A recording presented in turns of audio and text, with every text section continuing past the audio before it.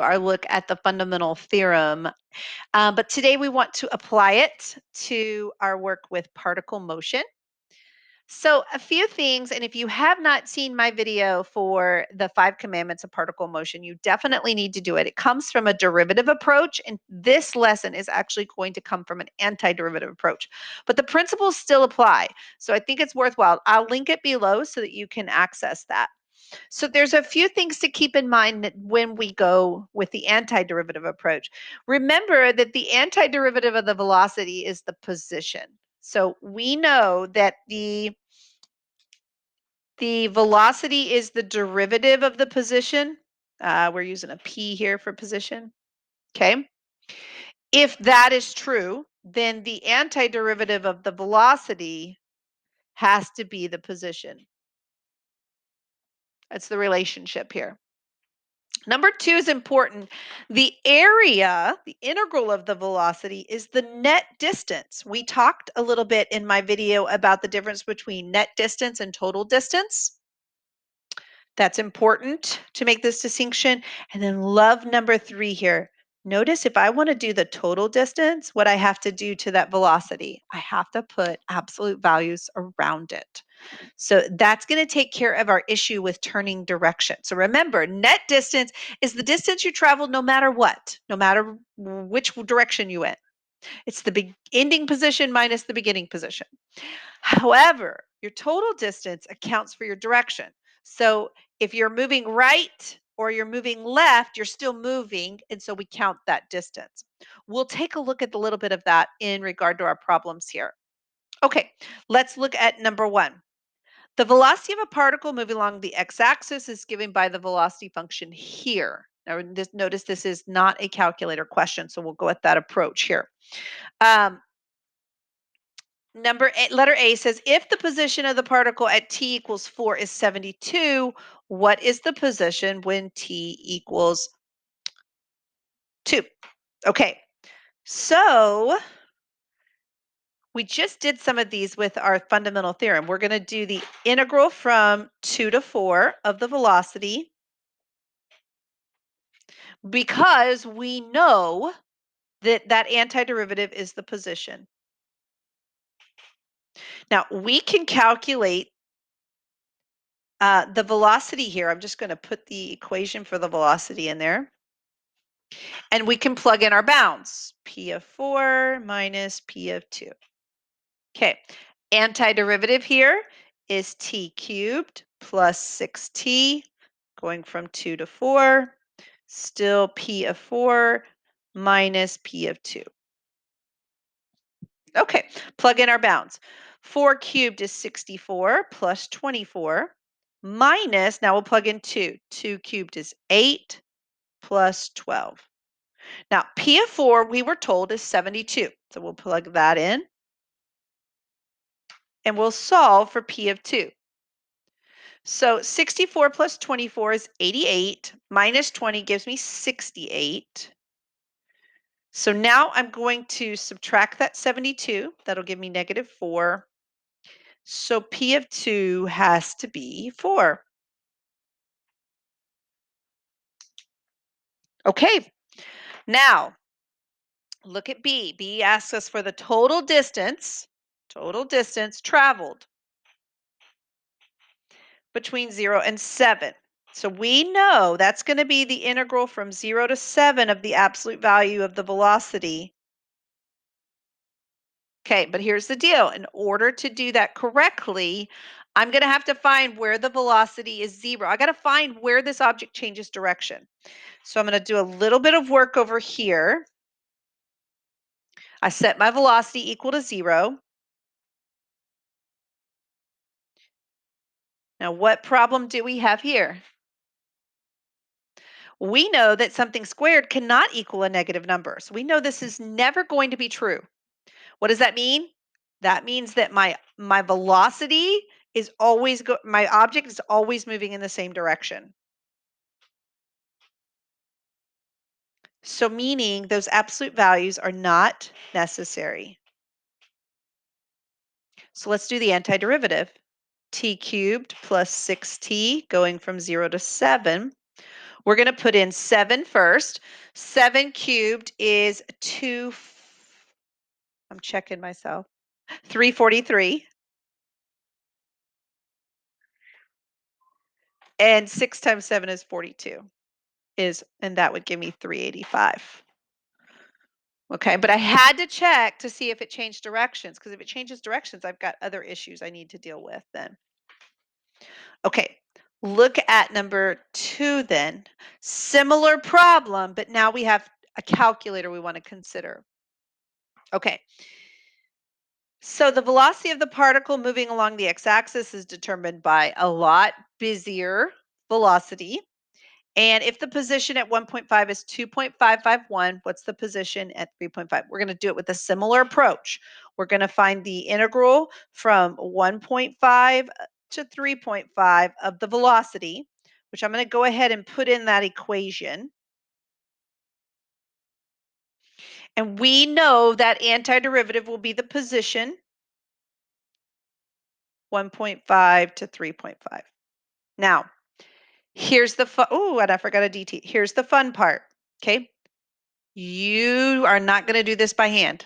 You are definitely going to calculate that by calculator. So let me pull our calculator over.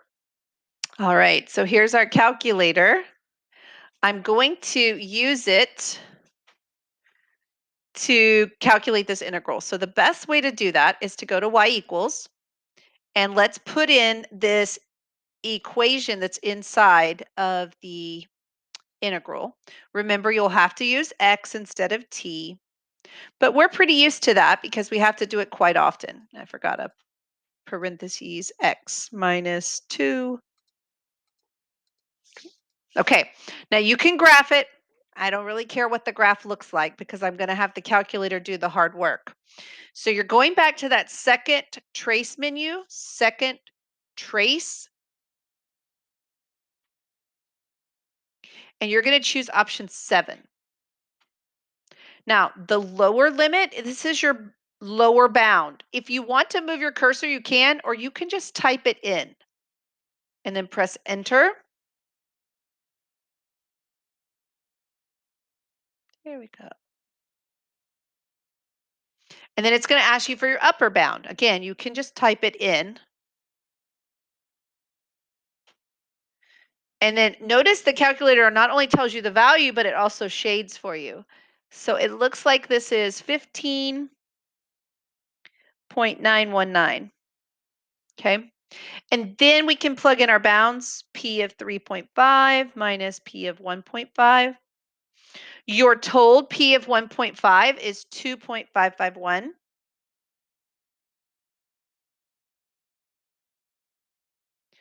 2.551.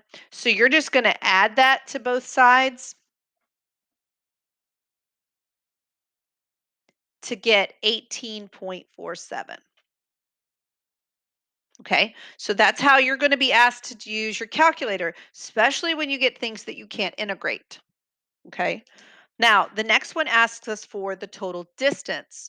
So this one with your calculator becomes super easy because you're going to do the absolute value of your velocity, and you're going to let the calculator take care of all of that. So remember that I already have in my calculator my y1. Now, if you can, go ahead and insert, second insert, and then you're going to go to math, and absolute value is the num. You have to use your right arrow to get to num, and then number 1.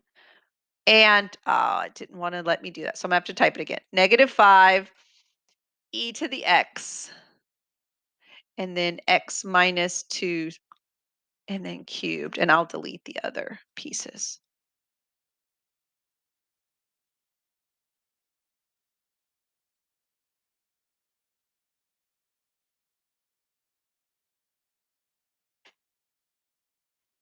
There we go. Let's see if it'll, yep, oh, I got to delete that space. Forgive me here.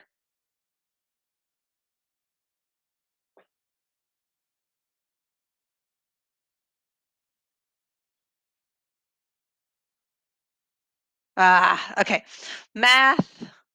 I was trying to save some time and it didn't work. Zero point 0.5 e to the x and then x minus 2 cubed. Okay. And I don't have an x there. Let's insert an x. Today is not my day.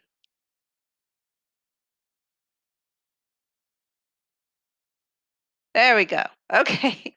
Now we can put it in there. And then we're going to do that second trace again. So second, let my calculator finish. Second trace, option 7 again. Remember, lower bound is 1. Upper bound is 5.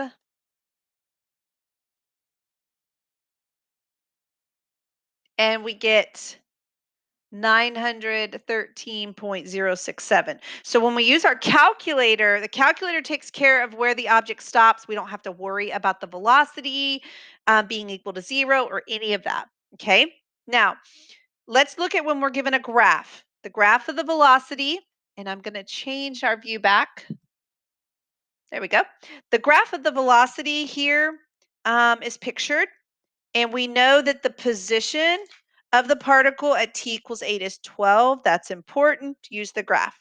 Okay, so A says, what is the position at 3? So this is where you're going to do the area from 3 to 8. I chose 3 because it's what we're looking for. I chose 8 it's because what we were told. Of the velocity would give me the position. I can calculate this from the graph from 3 here to 8 here. So let's do this as a rectangle and a triangle. So my rectangle is 2 by 5. So it's 2 times 5. My triangle is 1 by 5. So it's 1/2 times 1 times 5. And then this triangle, remember we have to subtract it because it's below the x-axis. So that's 1/2, base is 2, height is 2.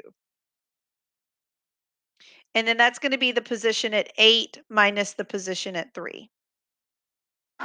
Okay, so I've got 10 plus 5/2 minus 2. We're told the position at 8 is 12 minus position at 3. Okay, so this is 8 plus 2.5, which would be 10.5. I'll just go ahead and do it in decimals. Now you can subtract 12, which will give me -1.5. And so that's what my position at 3 is, 1.5. Okay, watch my units. I was given units here. The velocity was measured in feet per second, so position would be in feet. Okay, B is saying what is the acceleration at 5? So if this is the velocity graph, the acceleration would be the derivative.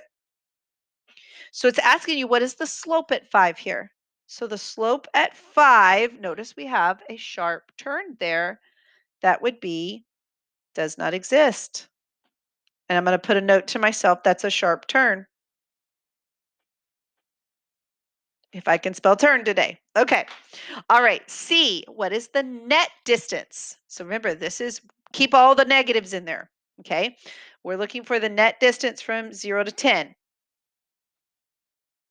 Well, we've got this nice trapezoid here. So I'm going to do the trapezoid from 1 to 6. Let's see. Well, I didn't even write my integral right. There we go. We got 1/2 times the height of my trapezoid, which is 5, and then we'll add the bases. This is 6 plus, looks like, is that 2 or 3?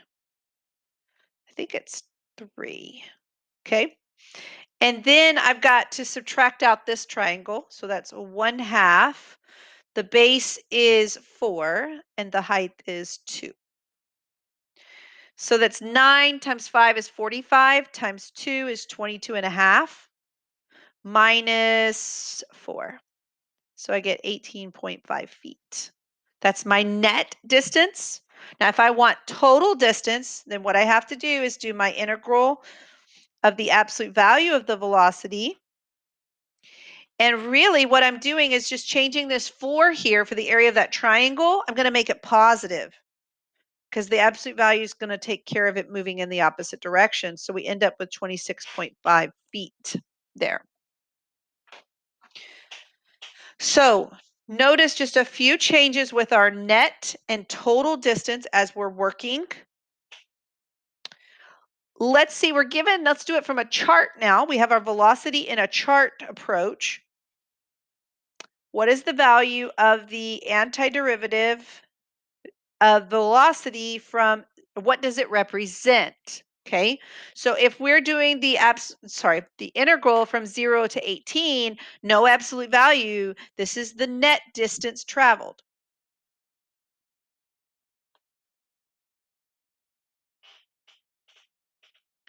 From t equals 0 to t equals 18. Okay. Oh, now here's a good one. Use a left Riemann sum, subintervals of equal length, to indicate to find this value. Okay. So if we do a left, we could do our intervals with size of 3. Okay. And we're going to use our left endpoints. So really, we're going to use all of them but this last one. This last one's going to be left off.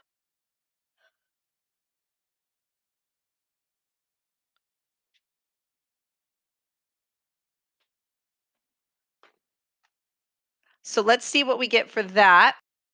So it looks like I get 33, and this would be meters.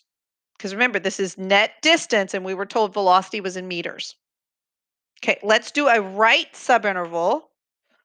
So this time we're going to have a width of 3 again, but we're leaving off the first one. Let me make sure you can still see those charts there. We're leaving off the first one because it's a right.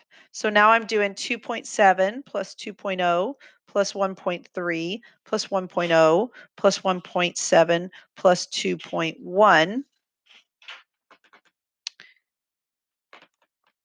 And for that one, I get 32.4 meters. Okay.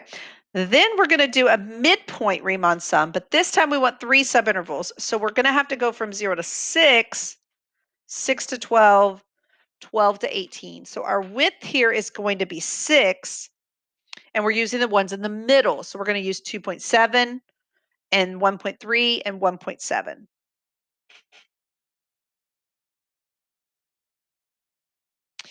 And let's see what we get for that. I get 34.2.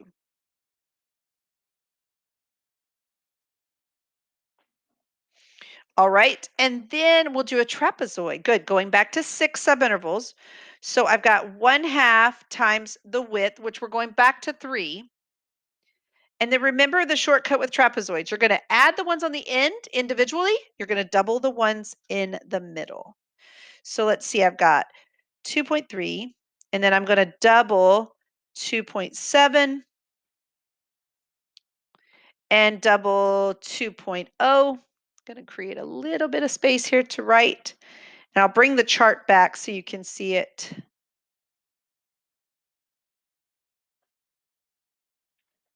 But notice I'm doubling all of the heights in the middle, and then I'm adding the ones on the endpoints singularly, okay? Because they only get counted in one trapezoid. So you can do the number crunching there on this one. I got 32.7, and that's meters. Okay, one last one. F says find the average acceleration of the particle from 3 to 9. And at what value of t in the table is this average acceleration approximately equal to v prime? Okay, so let's do average acceleration. That's going to be your change in velocity. So again, I'm going to pull it up here. I'll bring the chart back. Change in velocity over change in time for my physics people. Go to your chart to find your velocity at 9. That's 1.3. Your velocity at 3 is 2.7. So I've got 1.3 minus 2.7, and that's over 6. So we'll do our calculation. So it looks like it's a negative 1.4 on top, and we're dividing by 6.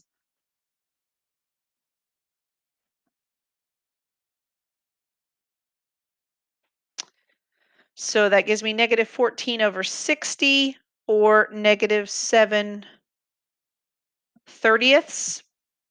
And remember, this is in meters per second squared because it is average acceleration. And then our last question is, for what value of t does it look like the average approximation is equal to the derivative?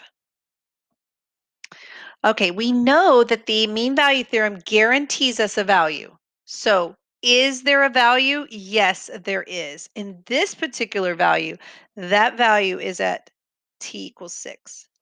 So let's say mean value theorem guarantees v prime of t will equal v of 9 minus v of 3 over 9 minus 3. In this table, that happens at t equals 6.